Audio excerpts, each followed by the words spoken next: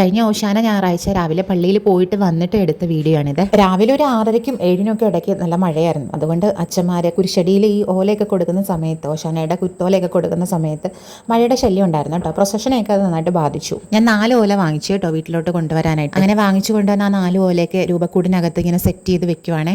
വളച്ചൊടിച്ച് അത് താഴോട്ട് വീഴാത്ത രീതിയിൽ അങ്ങനെ ഒന്ന് സെറ്റ് ചെയ്ത് വെച്ചിട്ട് തിരിയൊക്കെ കത്തിച്ചൊന്ന് പ്രാർത്ഥിക്കുന്നുണ്ട്. ഒരു ഓശാന ഞായറാഴ്ച കൂടി ആചരിക്കാനായിട്ടുള്ള ഭാഗ്യം തന്നതിന് ഓർത്ത് ദൈവത്തിന് നന്ദി പറയുവാണ്. പിന്നെ നേരെ കിച്ചണിലോട്ട് പോയിട്ട് നമുക്കൊരു ചായയൊക്കെ ഇടണമായിരുന്നു.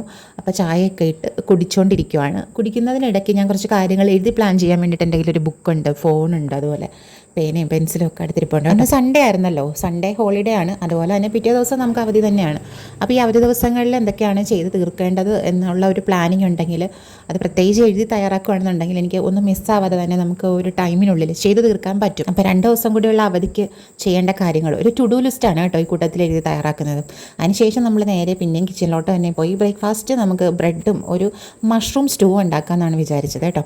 അപ്പോൾ മഷ്റൂം സ്റ്റൂ ഉണ്ടാക്കാനായിട്ട് ഞാൻ മഷ്റൂം തലേന്ന് തന്നെ വേവിച്ച് വെച്ചിട്ടുണ്ടായിരുന്നു. പള്ളിയിൽ കഴിഞ്ഞ് വന്നതിന് ശേഷം ചായ ഇടുന്ന കൂട്ടത്തിൽ തന്നെ ഞാൻ 2 ഉരുളക്കിഴങ്ങും ഒരു ചെറിയ ക്യാരറ്റും കൂടെ കുക്കറിലൊന്ന് വേവിച്ച് വെച്ചായിരുന്നു. ചീനച്ചട്ടിയിലാണ് കേട്ടോ നമ്മളിത് പ്രിപ്പയർ ചെയ്യാമെന്ന് വിചാരിച്ചത്. അപ്പോൾ ചട്ടി ചൂടായപ്പോഴത്തേക്ക് നമ്മൾ എണ്ണ ഒഴിച്ചു കൊടുത്തു. ഒരു ചെറിയ സവാള നമ്മൾ വഴറ്റിയെടുക്കുന്നുണ്ട്.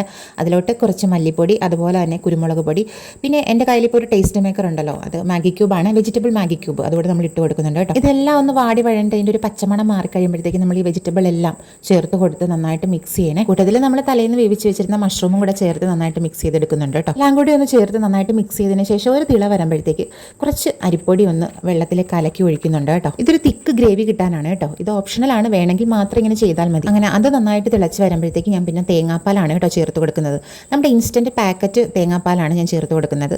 പൗഡറാണ്, കോക്കനട്ട് പൗഡർ. അത് ചെറിയൊരു ചൂടുവെള്ളത്തിൽ കലക്കി മിക്സ് ചെയ്ത് ഒഴിക്കുവാണ്. നല്ല ലുക്കും അടിപൊളി ടേസ്റ്റും ആയിരുന്നു കേട്ടോ. അപ്പോൾ ആ ലുക്കൊന്ന് എൻഹാൻസ് ചെയ്യാൻ വേണ്ടിയിട്ട് ഞാനൊരു നോൺ സ്റ്റിക്ക് കടായിലോട്ട് ചീനച്ചട്ടിയിൽ നിന്ന് പകർത്തി മാറ്റുവാണ്. നമ്മുടെ നോർമൽ ബ്രെഡ് ഒന്ന് ആവി കയറ്റി കഴിയുമ്പോഴേ കുറച്ചുകൂടെ സോഫ്റ്റ് ആകും. ഇതുപോലെയുള്ള നല്ല ടേസ്റ്റി ആയിട്ടുള്ള സ്റ്റൂവിൻ്റെ കൂടെ കഴിക്കാനായിട്ട് അടിപൊളി കോംബോ ആണ്. സത്യത്തിൽ ഈ 2025 50 നോയമ്പ് എടുത്തപ്പോഴാണ് കേട്ടോ മഷ്റൂമിൻ്റെ വിവിധ തരത്തിലുള്ള വിഭവങ്ങളൊക്കെ ഉണ്ടാക്കാനായിട്ട് പഠിച്ചത്. നോൺ വെജ് പോലെ തന്നെ നമുക്ക് നോൺ വെജിന് പകരം ഉപയോഗിക്കാൻ പറ്റിയൊരു ഐറ്റമാണ് മഷ്റൂം. അപ്പോൾ ഇന്നത്തെ ഈ കുഞ്ഞു വീഡിയോ ഇവിടെ അവസാനിപ്പിക്കുകയാണ് കേട്ടോ.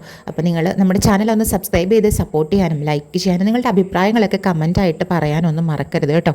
അടുത്ത വീഡിയോയിൽ വീണ്ടും കാണാം.